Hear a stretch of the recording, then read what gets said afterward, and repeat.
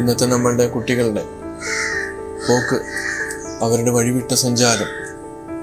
പക്ഷേ മാതാപിതാക്കൾ അപ്പോഴും ശ്രദ്ധിക്കുന്നില്ല. ഇവിടെ തിരുത്തേണ്ടത് കുട്ടികളല്ല, മറിച്ച് ഗുരു ശങ്കരനുമായിട്ട് വിയോജിക്കുന്നത് അവിടെ അപശൂദ്രാധികരണം എന്ന ഭാഗത്ത് ശൂദ്രന് വേദം നിഷേധിക്കുന്നു എന്നുള്ള, അത് പിന്നീട് ആരോ എഴുതി ചേർത്തതാണ്. തൻ്റെ ദർശനം അവരിലേക്ക് പകർന്നു കൊടുക്കേണ്ട ആവശ്യമുണ്ട്. അതായത് അടിച്ചമർത്തപ്പെട്ട ഒരു ജനവിഭാഗം മാത്രമല്ല, ആധ്യാത്മികമായി ഉന്നതിയിലേക്ക് വരേണ്ടവരും ആ പ്രതിഷ്ഠ അഷ്ടബന്ധമില്ലാതെ പൊതുജന മധ്യത്തിൽ വെച്ച് തന്നെയാണ് ഗുരു നടത്തിയത്. ആകാശത്തിൽ ഒരു പ്രകാശം വരുന്നതും ആ പ്രകാശം ഈ ശിവലിംഗത്തിലേക്ക് ലയിക്കുന്നതുമാണ്. പണമുണ്ടെങ്കിലേ അവന് നല്ലൊരു ഗ്രഹം നിർമ്മിക്കുവാൻ സാധിക്കുകയുള്ളൂ, അവൻ്റെ മറ്റു ആവശ്യങ്ങൾക്കല്ല. അതിന് ഭൗതികമായിട്ടുള്ള വിദ്യാഭ്യാസം അനിവാര്യമാണ്. അതേ സമയത്ത് അവനിൽ അന്തർലീനമായിരിക്കുന്ന ജന്മജന്മാന്തരങ്ങളിലൂടെ വാസനാരൂപത്തിൽ കടന്നു വന്നിരിക്കുന്ന ഈ ദുഃഖങ്ങളെ, പാപങ്ങളെ മാറ്റണമെങ്കിൽ സംസ്കാരം രൂപപ്പെടുത്തേണ്ടതും ഗർഭാവസ്ഥയിലാണ്. ഗർഭിണിയായിട്ടുള്ള സ്ത്രീ, എല്ലാവർക്കും നമസ്കാരം. ശ്രീനാരായണ ഗുരുദേവനെ കുറിച്ച് ഇന്ന് സമൂഹത്തിൽ പല രീതിയിലുള്ള തെറ്റിദ്ധാരണകളാണ് നിലനിൽക്കുന്നത്. ഗുരു യഥാർത്ഥത്തിൽ ആരായിരുന്നു? ഗുരുവിൻ്റെ തനതായ വ്യക്തിത്വം എന്താണ് എന്നൊന്നും മനസ്സിലാക്കാതെ ഇന്ന് സോഷ്യൽ മീഡിയയിലും അല്ലാത്ത രീതിയിലൊക്കെ തെറ്റായ രീതിയിൽ ഒരുപാട് കാര്യങ്ങൾ പറഞ്ഞ് പ്രചരിപ്പിക്കുന്നുണ്ട്. അത് ബോധപൂർവം പറഞ്ഞ് പ്രചരിപ്പിക്കുന്നതാകാം, അറിഞ്ഞുകൂടാതെ പ്രചരിപ്പിക്കുന്നതാകാം. എന്തായാലും അതിനൊരു മാറ്റം ഉണ്ടാകണമെങ്കിൽ ഗുരുവിൻ്റെ ജീവിതവും ഗുരുവിൻ്റെ ദർശനവും വ്യക്തമായ ഒരു അവബോധത്തോടു കൂടി അത് മനസ്സിലാക്കിയ ആളുകളിൽ നിന്ന് നമ്മൾ മനസ്സിലാക്കാൻ ശ്രമിക്കുക എന്നുള്ളതാണ്. ഗുരുവിൻ്റെ ജീവിതം ആരംഭിക്കുന്നത് തന്നെ ഉപരിപഠനത്തിന് ശേഷം, അതായത് കായംകുളത്തുള്ള ചേവണ്ണൂർ കളരിയിൽ അന്നത്തെ രീതിയിലുള്ള ഉപരിപഠനം നടത്തിയതിനു ശേഷം ഗുരു മരുത്വാമലയിലേക്കാണ് പോകുന്നത്. കന്യാകുമാരിക്ക് അടുത്തുള്ള മരുത്വാമല. ആ മലയിലെ പിള്ളത്തടം ഗുഹയിൽ നീണ്ട തപസ്സിനും ധ്യാനത്തിനും ശേഷം അവിടെ നിന്ന് ലഭിച്ച ആത്മസാക്ഷാത്കാരത്തിന് ശേഷമാണ് ഗുരു അരുവിപ്പുറത്ത് എത്തിച്ചേരുന്നത്. അരുവിപ്പുറത്ത് ഗുരുവിൻ്റെ തപസ് തുടർന്നു, ഗുരുവിൻ്റെ ധ്യാനം തുടർന്നു. അവിടെ ഇരിക്കുമ്പോഴാണ് സാമൂഹികമായിട്ടുള്ള ഉച്ചനീചത്വങ്ങൾ അനുഭവപ്പെട്ടുകൊണ്ടിരുന്ന, അല്ലെങ്കിൽ അത് സഹിക്കേണ്ടി വന്ന ഒരു ജനതയുടെ പുനരുദ്ധാരണത്തിന് വേണ്ടി ഗുരു നെയ്യാറിലെ ശങ്കരൻകുഴിയിൽ നിന്നും അതിമനോഹരമായ ലക്ഷണമൊത്ത ഒരു ശിവലിംഗം മുങ്ങിയെടുത്ത് അരുവിയുടെ തീരത്തുള്ള ഒരു പാറയെ പീഠമായി സങ്കല്പിച്ചുകൊണ്ട് പരസ്യമായി ഒരു പ്രതിഷ്ഠ നടത്തുന്നു. ആ പ്രതിഷ്ഠ അഷ്ടബന്ധമില്ലാതെ പൊതുജന മധ്യത്തിൽ വെച്ച് തന്നെയാണ് ഗുരു നടത്തിയത്. അത്രയും പൊതുജനങ്ങളുടെ ഇടയിൽ അത് നടത്തുമ്പോഴും ഒരു മനുഷ്യൻ പോലും ആ പ്രതിഷ്ഠാ കർമ്മം കണ്ടില്ല എന്നുള്ളതാണ്. ആകാശത്തിൽ ഒരു പ്രകാശം വരുന്നതും ആ പ്രകാശം ഈ ശിവലിംഗത്തിലേക്ക് ലയിക്കുന്നതുമാണ് ആളുകൾ കണ്ടത്. ആകാശത്തിൽ പ്രകാശം ശ്രദ്ധിച്ചു നിൽക്കുമ്പോൾ തന്നെ ഗുരു ഇവിടെ പ്രതിഷ്ഠ നടത്തുകയും ചെയ്തു. 137 വർഷം പിന്നിടുമ്പോഴും അവിടെ പുനഃപ്രതിഷ്ഠ വേണ്ടി വന്നിട്ടില്ല എന്നുള്ളതാണ് സത്യം. ഈ ശിവലിംഗവും പീഠവും തമ്മിൽ ഉരുകിച്ചേർന്നിരിക്കുകയാണ്. സാധാരണ പ്രതിഷ്ഠയ്ക്ക് അഷ്ടബന്ധമിട്ട് ഉറപ്പിക്കാറാണ് പതിവ്. അതൊരു 12 വർഷം കൂടുമ്പോൾ വീണ്ടും പുനഃപ്രതിഷ്ഠ നടത്തണം. എന്നാൽ ഇവിടെ 137 വർഷം പിന്നിടുമ്പോഴും അങ്ങനൊരു ആവശ്യം വന്നിട്ടില്ല എന്നുള്ളതാണ്. അതിൻ്റെയൊക്കെ പുറകിൽ ഗുരുവിൻ്റെ അത്ഭുതകരമായിട്ടുള്ള സിദ്ധികൾ, ഗുരുവിന് അണിമാതി അഷ്ടൈശ്വര്യ സിദ്ധികൾ ഉണ്ടായിരുന്നു. പക്ഷെ അത് ആളുകളെ കൂട്ടാൻ വേണ്ടി ഗുരു ഒരിക്കലും അത് ഉപയോഗിച്ചില്ല എന്ന് മാത്രം. അല്പബുദ്ധികളായിട്ടുള്ള ആളുകൾക്ക് അത് മനസ്സിലാക്കണമെങ്കിലും ഒരു സംസ്കാരം ആവശ്യമാണ്. അതുകൊണ്ട് ഗുരുവിൻ്റെ പേരിൽ എന്തെങ്കിലും ചീത്ത പറഞ്ഞാലും അവർക്ക് കുറച്ച് പ്രശസ്തി കിട്ടുമെന്നുള്ള രീതിയിലാണ് ഇന്ന് ഗുരുവിനെയും വിമർശിക്കുന്ന അല്പപ്രാണികൾ നമ്മുടെ സമൂഹത്തിലുള്ളത് എന്ന് നമ്മൾ ഈ സന്ദർഭത്തിൽ തിരിച്ചറിയേണ്ടതായിട്ടുണ്ട്.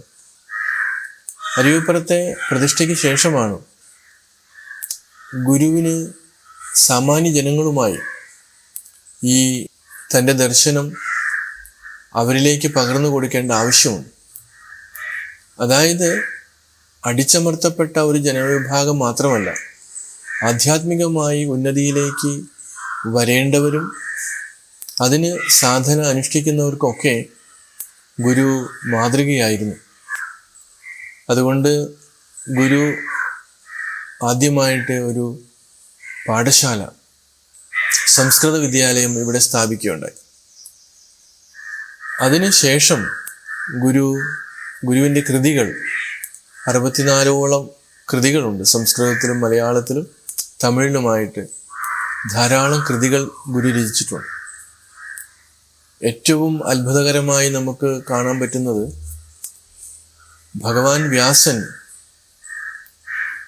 ബ്രഹ്മസൂത്രം രചിച്ചപ്പോൾ 555 സൂത്രങ്ങളിലായിട്ടാണ് അത് വ്യാസൻ രചിച്ചത്. അത് ഉപനിഷത്തിലെ ജ്ഞാനത്തിന് പ്രാധാന്യം കൊടുത്തുകൊണ്ടുള്ള കാര്യങ്ങളെ ചേർത്ത് വെച്ചുകൊണ്ട് ഉള്ള ഒരു ഗ്രന്ഥരചന. എന്നാൽ അതിന് വ്യാഖ്യാനം ആദിശങ്കരാചാര്യർ കൊടുത്തിട്ടുണ്ട്. പ്രസ്ഥാനത്രയത്തിന് ആധികാരികമായിട്ടുള്ള ഭാഷ്യം രചിച്ചത് ആദിശങ്കരാചാര്യരാണ്. ആ ശങ്കരാചാര്യർ ഇതിനും നല്ല രീതിയിൽ വ്യാഖ്യാനം ചമച്ചിട്ടുണ്ട്. പക്ഷേ അവിടെ ഗുരു ശങ്കരനുമായിട്ട് വിയോജിക്കുന്നത് അവിടെ അപശൂദ്രാധികരണം എന്ന ഭാഗത്ത് ശൂദ്രന് വേദം നിഷേധിക്കുന്നു എന്നുള്ള, അത് പിന്നീട് ആരോ എഴുതി ചേർത്തതാണ്. അതിനുകൂടി വ്യാഖ്യാനം ചമച്ചു എന്നുള്ള ഒരു തലത്തിൽ അവിടെ ഗുരു വിയോജിക്കുന്നുണ്ട്. എന്നാൽ ഈ ബ്രഹ്മസൂത്രത്തിനെ പോലെ തന്നെ അതിൻ്റെ സാരം ആയിട്ട് ഗുരുദേവൻ ഒരു കൃതി രചിച്ചിട്ടുണ്ട്. അതിൻ്റെ പേരാണ് വേദാന്ത സൂത്രം. അതിനെ 21 സൂത്രങ്ങളിലായിട്ടാണ് ഗുരു അവതരിപ്പിച്ചിട്ടുള്ളത്. അപ്പോൾ വ്യാസന് ശേഷം അതേപോലെ ഒരു കൃതി വേറെ ഒരു മഹാത്മാവും ഭാരതത്തിൽ രചിച്ചിട്ടില്ല എന്നുള്ളത് ഗുരുവിൻ്റെ അദ്വിതീയത നമുക്ക് മനസ്സിലാക്കാൻ പറ്റുന്നതാണ്. ഇതൊന്നും മനസ്സിലാക്കാതെയാണ് ഗുരുവിനെ വിമർശിക്കുകയും അല്ലെങ്കിൽ ഗുരുവിനെ ഉപരിപ്ലവമായി മാത്രം കാണുകയും ചെയ്യുന്ന ഒരു സമൂഹം ഇവിടെ വളർന്നു വരുന്നത്. അപ്പോൾ ഗുരുവിന് സമൂഹത്തോടുള്ള പ്രതിബദ്ധത, ഇപ്പോൾ തന്നെപ്പോലെ അല്ലെങ്കിൽ താൻ മാത്രം ആത്മസാക്ഷാത്കാരം നേടി സുഖിച്ചാൽ പോരാ എന്നുള്ള ആ ഒരു ഭാവം ഗുരു മനസ്സിലാക്കിയിട്ട് തന്നെയാണ് മറ്റുള്ളവരിലേക്കും ഈ ആത്യന്തികമായിട്ടുള്ള സുഖത്തിലേക്ക്, മനസ്സിൻ്റെ ശാന്തിയിലേക്ക് മനുഷ്യൻ എങ്ങനെ കടന്നു ചെല്ലാം, അതിനു വേണ്ടിയിട്ടാണ് ഗുരുദേവൻ ഇത്രമാത്രം കൃതികളൊക്കെ രചിച്ചത്. അതോടൊപ്പം തന്നെ സാമാന്യ ജനത്തിന് വേണ്ടിയിട്ട്, അത്രയും ഉയർന്ന തലത്തിൽ ചിന്തിക്കുവാൻ കെൽപ്പില്ലാത്ത ആളുകൾക്ക് വേണ്ടിയിട്ട് അവരുടെ തലത്തിൽ ഗുരു ക്ഷേത്രങ്ങൾ, അതിനകത്ത് ഓരോ ദേവതകളെ ഗുരു പ്രതിഷ്ഠിച്ചു കൊടുത്തു.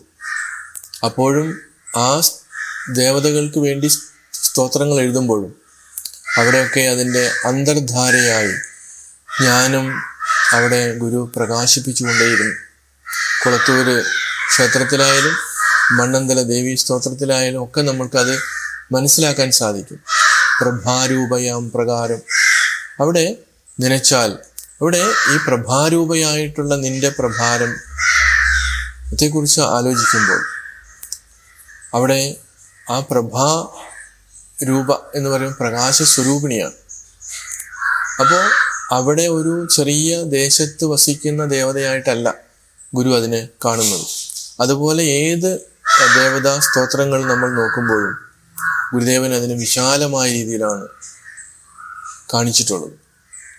അങ്ങനെ അവൻ അല്ലെങ്കിൽ അവൾ ഏറ്റവും ഉദാത്തമായ തലത്തിലേക്ക് കടന്നു ചെല്ലണം എന്നുള്ള ഉദ്ദേശത്തോടു കൂടി തന്നെയാണ് ഗുരുവിൻ്റെ രചനകളെല്ലാം തന്നെ. അപ്പോൾ ഇത്രമാത്രം സൂക്ഷ്മമായി ഗുരു കവിതകൾ രചിക്കുമ്പോൾ അതിൻ്റെ മർമ്മം ഗ്രഹിച്ചുകൊണ്ട് വേണം നമ്മൾ ഗുരുവിലേക്ക് എത്തിപ്പെടുവാനായിട്ട്. അങ്ങനെ ഗുരു വിദ്യ കൊണ്ട് സ്വതന്ത്രരാകാൻ പറയുമ്പോൾ ഭൗതികമായിട്ടുള്ള ഒരു വിദ്യ മാത്രമല്ല, മറിച്ച് ആധ്യാത്മികമായിട്ടുള്ള വിദ്യ. ഇന്ന് ആധ്യാത്മികതയുടെ പേരിൽ ധാരാളം ചൂഷണങ്ങൾ നടക്കുന്ന സന്ദർഭമാണ്. അപ്പോൾ ഭൗതികമായിട്ടുള്ള വിദ്യാഭ്യാസത്തിലൂടെ സ്വാതന്ത്ര്യം എന്ന് പറയുന്നത് അവന് പണം ആവശ്യമാണ്. പണമുണ്ടെങ്കിലേ അവന് നല്ലൊരു ഗൃഹം നിർമ്മിക്കുവാൻ സാധിക്കുകയുള്ളൂ. അവൻ്റെ മറ്റു ആവശ്യങ്ങൾക്കല്ല. അതിന് ഭൗതികമായിട്ടുള്ള വിദ്യാഭ്യാസം അനിവാര്യമാണ്. അതേ സമയത്ത് അവനിൽ അന്തർലീനമായിരിക്കുന്ന ജന്മജന്മാന്തരങ്ങളിലൂടെ വാസനാരൂപത്തിൽ കടന്നു വന്നിരിക്കുന്ന ഈ ദുഃഖങ്ങളെ, പാപങ്ങളെ മാറ്റണമെങ്കിൽ ഈ താൻ അജ്ഞാനിയാണ് എന്നുള്ള അത് മാറ്റി തൻ്റെ സ്വരൂപം, യഥാർത്ഥത്തിൽ തൻ്റെ സ്വരൂപം പ്രകാശ സ്വരൂപമാണ് എന്ന് തിരിച്ചറിഞ്ഞുകൊണ്ട് ഉള്ള സ്വാതന്ത്ര്യം. അങ്ങനെ വരുമ്പോഴാണ് ഇന്ന് നമ്മുടെ സമൂഹത്തിൽ ക്ഷേത്രങ്ങളിലും നടക്കുന്ന അന്ധവിശ്വാസങ്ങളും അനാചാരങ്ങളും ഒക്കെ മാറ്റി അവന് ഉദാത്തമായിട്ടുള്ള തലത്തിലേക്ക് എത്തിപ്പെടുവാനായിട്ട് സാധിക്കുകയുള്ളൂ. പലപ്പോഴും അവന് ഭയമാണ്, ഈ ഒന്നിലേക്ക് ഇറങ്ങിച്ചെല്ലാൻ ഭയമാണ്. ആധ്യാത്മികതയെ പോലും ശരിയായ രീതിയിൽ സമീപിക്കുമ്പോൾ അവൻ്റെ ഭയം അവന് വീണ്ടും വീണ്ടും വേട്ടയാടുകയാണ്. ഈ ഭയം നിലനിൽക്കുന്നത് അറിവില്ലായ്മയിലാണ് എന്ന് തിരിച്ചറിയുന്നില്ല. അഭയേ ഭയദർശിന എന്ന് ഉപനിഷത്തിലെ മഹർഷി നമുക്ക് ചൂണ്ടിക്കാണിക്കുന്നുണ്ട്. എവിടെയാണോ നിനക്ക് ഭയം വേണ്ടാത്തത്, നീ അവിടെ എന്തിനും ഭയപ്പെടണം. ഇങ്ങനെ ധാരാളം അറിവുകൾ ഇവിടെ മഹർഷിമാർ നമ്മൾക്ക് പറഞ്ഞു തന്നിട്ടുണ്ട്. പക്ഷേ സ്വാർത്ഥമതികളായിട്ടുള്ള ആളുകൾ അതിനെ ഒന്നും വിലവയ്ക്കാതെ അവരുടെ സ്വാർത്ഥതാ പൂരണത്തിന് വേണ്ടി അവർ സഞ്ചരിച്ചു കൊണ്ടിരിക്കുകയാണ്, അല്ലെങ്കിൽ അവരതിനെ വളച്ചൊടിക്കുകയാണ്. നമ്മൾക്ക് തീർച്ചയായിട്ടും ഇതിനൊരു മാറ്റം ഉണ്ടാകണം. അപ്പോൾ ഗുരു സാമാന്യ ജനത്തിനെയും അതേപോലെ തന്നെ പഠിപ്പുള്ളവരെയും ഉദ്ദേശിച്ചുകൊണ്ട് അവരെല്ലാം ചേർത്ത് നിർത്തിക്കൊണ്ടാണ് പുതിയൊരു പാത ഇവിടെ വെട്ടിത്തുറന്ന് നമുക്ക് നൽകിയത്. അവനവൻ്റെ നട്ടെല്ലിൽ, അവനവൻ്റെ കാലിൽ, സ്വന്തം കാലിൽ നിൽക്കണമെന്ന് ഗുരു പറയുക. പക്ഷെ ഇപ്പോൾ ആധുനിക വിദ്യാഭ്യാസം നേടിയവരുൾപ്പെടെ സ്വന്തം നട്ടെല്ലിൽ നിൽക്കാൻ കെൽപ്പില്ലാത്തവരാണ് എന്ന് പല കാര്യങ്ങളും നമ്മൾ നോക്കുമ്പോൾ മനസ്സിലാക്കാൻ പറ്റും. ഇന്നത്തെ നമ്മളുടെ കുട്ടികളുടെ പോക്ക്, അവരുടെ വഴിവിട്ട സഞ്ചാരം. പക്ഷേ മാതാപിതാക്കൾ അപ്പോഴും ശ്രദ്ധിക്കുന്നില്ല. ഇവിടെ തിരുത്തേണ്ടത് കുട്ടികളല്ല, മറിച്ച് മാതാപിതാക്കളാണ് എന്നുള്ള തിരിച്ചറിവിലേക്ക് എത്തിയിട്ടില്ലെന്നുള്ളതാണ് സത്യം. മാതാപിതാക്കൾക്കും കുട്ടികളെ ശരിയാക്കണം, അവരെ നന്നാക്കണമെന്ന് പറയുന്നു. പക്ഷേ ഇവർ സ്വയം നന്നായാൽ മാത്രമേ, ഇവരെ കണ്ടു മാത്രമേ കുട്ടികൾ പഠിക്കുകയുള്ളൂ എന്ന് ഉള്ള തിരിച്ചറിവ് ഇവർക്കില്ല. അതുകൊണ്ട് ശ്രീനാരായണ ഗുരുദേവൻ സൂചിപ്പിക്കുന്നുണ്ട്, ഒരു കുഞ്ഞിൻ്റെ സംസ്കാരം രൂപപ്പെടുന്നതും രൂപപ്പെടുത്തേണ്ടതും ഗർഭാവസ്ഥയിലാണ്. ഗർഭിണിയായിട്ടുള്ള സ്ത്രീ അവരുടെ മാനസികമായിട്ടുള്ള വ്യാപാരങ്ങൾ, ബൗദ്ധികമായിട്ടുള്ള വ്യാപാരങ്ങൾ, അവരോട് മറ്റുള്ളവർക്കുള്ള ഭർത്താവിനും അച്ഛനും അമ്മയ്ക്കും അമ്മായിയച്ഛനും അമ്മായിമ്മയ്ക്കും ബന്ധുക്കൾക്കുമൊക്കെ അവരോടുള്ള സമീപനം, അവരെ മാനസികമായിട്ട് ബുദ്ധിമുട്ടിക്കാതിരിക്കുക, അവർ നല്ല നല്ല കാര്യങ്ങൾ കാണുക, കേൾക്കുക, ചിന്തിക്കുക, ഇതൊക്കെ സ്വാഭാവികമായും വയറ്റിൽ കിടക്കുന്ന കുഞ്ഞ് സ്വാംശീകരിക്കുന്നുണ്ട് എന്ന് ഇവർ തിരിച്ചറിയുന്നില്ല. ആ തിരിച്ചറിവോടുകൂടി തൻ്റെ വയറ്റിൽ കിടക്കുന്ന കുഞ്ഞ് നല്ല ബുദ്ധിശക്തിയും കഴിവും സംസ്കാര സമ്പന്നമായിരിക്കണമെന്നുള്ള അവബോധത്തിലേക്ക് ഇവർ മാറുന്നില്ല. അപ്പോൾ ഈ കുഞ്ഞ് പുറത്തു വന്നാലും ഇവർ ആ സമയത്ത് കേട്ടതും കണ്ടതും ഇവരോട് മറ്റുള്ളവർ പറഞ്ഞതുമൊക്കെ ആ കുഞ്ഞുങ്ങളും അനുവർത്തിക്കുകയുള്ളൂ. അപ്പോൾ തീർച്ചയായിട്ടും ശ്രീനാരായണ ഗുരുദേവൻ ഈ സമൂഹത്തിനോടുള്ള ബാധ്യത, അല്ലെങ്കിൽ സമൂഹത്തിലെ വ്യക്തികൾക്ക് ഏത് രീതിയിൽ മാറാം, ആ മാറ്റങ്ങൾ എങ്ങനെയായിരിക്കണം എന്നൊക്കെ സമഗ്രമായിട്ടും ശാസ്ത്രീയമായിട്ട് ഗുരു വിവരിച്ചിട്ടുണ്ട്. അത് ശ്രീനാരായണ ധർമ്മത്തിലൂടെയും ഗുരുവിൻ്റെ കൃതികളിലൂടെയും നമ്മൾ പോകുമ്പോഴാണ്, അതിനെ വിചാരം ചെയ്യുമ്പോഴാണ് മനസ്സിലാക്കാൻ സാധിക്കുന്നത്. തീർച്ചയായിട്ടും ഗുരുവിനെ ആ രീതിയിൽ നമുക്കൊന്ന് പഠിക്കുവാൻ ശ്രമിച്ചാൽ നമുക്കും വെളിച്ചമുണ്ടാകും. ഇരുട്ടിൽ നിന്ന് എന്നേക്കുമായിട്ട് നമുക്ക് സ്വതന്ത്രനാകാൻ സാധിക്കും. അതിനിടവരട്ടെ. എവർക്കും നമസ്കാരം.